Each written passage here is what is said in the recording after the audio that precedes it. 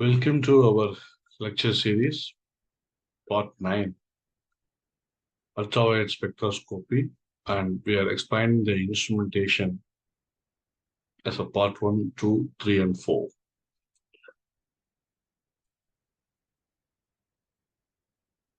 So in the previous parts, we discussed the instrumentation and we discussed the light source, what are the properties that the light source should have, and what light source we are using for this ultraviolet spectrum.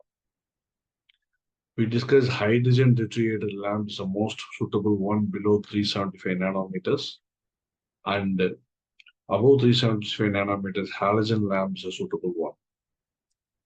Then we discussed about the dispersive elements. The dispersive elements may be a grating or a prism, which splits the light into a several wavelength, and the monochromator, which helps us to filter the light of a required wavelength. And there is an entrance and exit slit. Now, in this session, we have to discuss about the sample container. We usually call this as a cuvette, and the detectors. The sample and the reference cells. So when the light comes out of the slit, exit slit, the light will be in two beams. One beam passes through the sample solution and another beam passes through a reference like this. So two beams, one will passes through the reference and another will passes through the sample. Both the sample and reference solution is contained in the cell.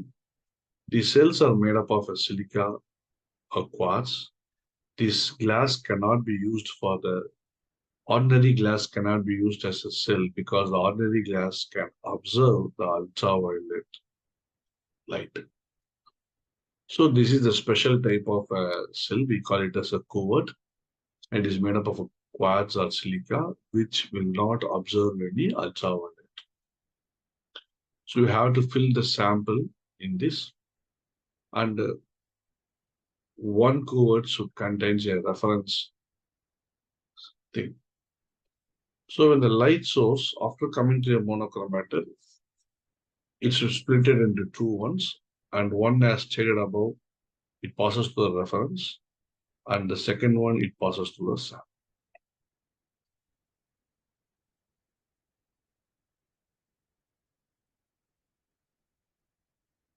So what happens here is, when it passes through the reference, no absorption can take place.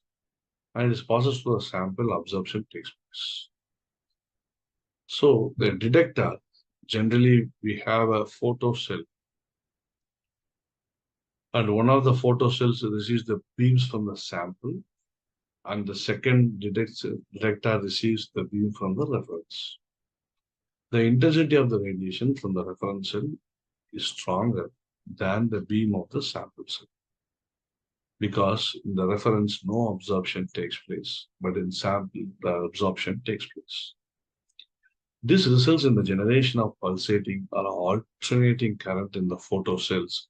The photocell works in the concept of photoelectric effect. When a light of a desired intensity falls on a metal surface, it emits electrons.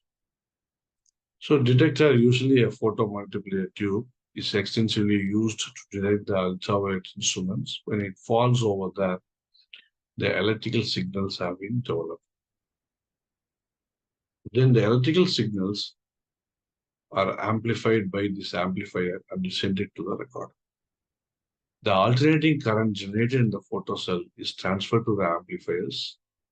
So amplifier is coupled to a small servometer, and generally the current generated in the photocells is of very low intensity.